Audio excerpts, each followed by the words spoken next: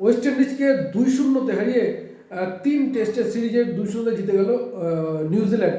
এবং এদিন বিশেষ করে প্রথম টেস্টে হাড্ডাহাড্ডি লড়াই হয়, দ্বিতীয় টেস্ট কিন্তু যার ফলে আগেই 1-0 এগিয়ে ছিল নিউজিল্যান্ড, এবং এদিনের ম্যাচে কিন্তু রীতিমতো জিতে গেল নিউজিল্যান্ড, এবং যার ফলে কিন্তু বলা যেতে পারে 2-0 সিরিজ জিতল নিউজিল্যান্ড। কেবলমাত্র একটি টেস্টই ড্র হয়েছে।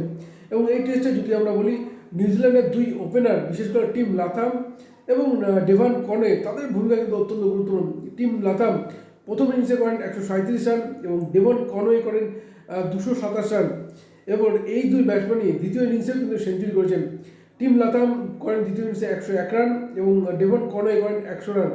অর্থাৎ এই দুই প্লেয়ারের যুগলবন্দিতেই কিন্তু নিউজিল্যান্ডকে টেস্ট জয়ের দোরগোড়ায় পৌঁছে দিল।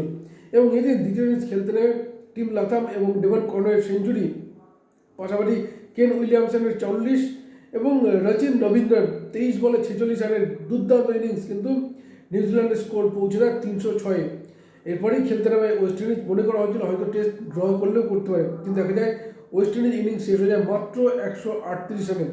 এবং ওয়েস্ট ইন্ডিজ ব্যাটসম্যানদের মধ্যে প্রথম ইনিংসে সেঞ্চুরি করা ব্রেন্ডন কিং করেন সর্বোচ্চ 67 রান, এছাড়া ক্যাম্বেল 16। এবং এই দুই ওপেনার কিছুটা খেলা ধরার চেষ্টা করেছিল, আর যার ফলে প্রথম ওপেনিং জুটিতে ওঠে কিন্তু 87 রান।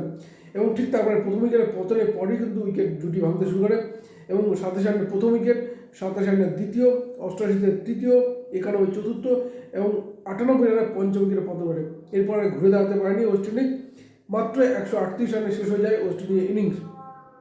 এবং এদিন বিশেষ করে জেকব ডাফি কিন্তু 42 রানে 5 উইকেট নিউজিল্যান্ডের বোলারদের মধ্যে, এবং আজাদ প্যাটেল 23 রানে পান 3 উইকেট, যার ফলে কিন্তু 2-0 টেস্ট সিরিজ জিতে নিল নিউজিল্যান্ড।